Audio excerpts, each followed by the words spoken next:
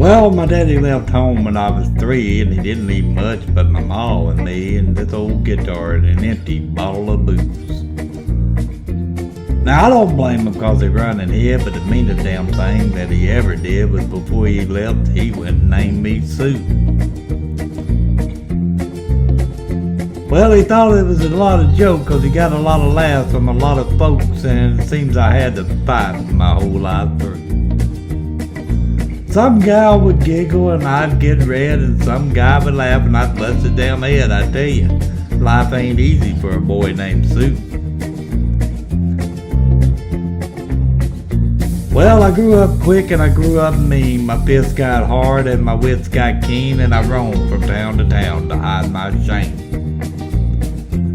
But I made me a vow to the moon and stars, I'd search the honky-tonkin' bars and kill that man that gave me that awful damn name. Well, it was Gatlinburg in mid-July, and I just hit town and my throat was dry. I thought I'd stop and have myself a brew.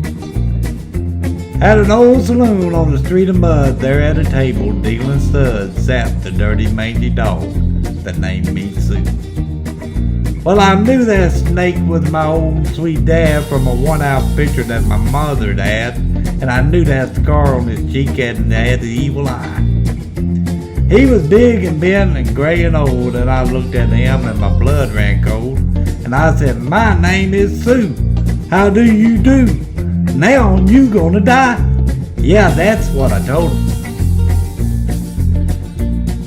Well, I hit him hard right between the eyes, and he went down, but to my surprise, he came up with a knife and cut off a piece of my ear. But I busted a chair right across his teeth, and we crashed through the walls and into the street, kicking and gouging in the mud and the blood and the beer.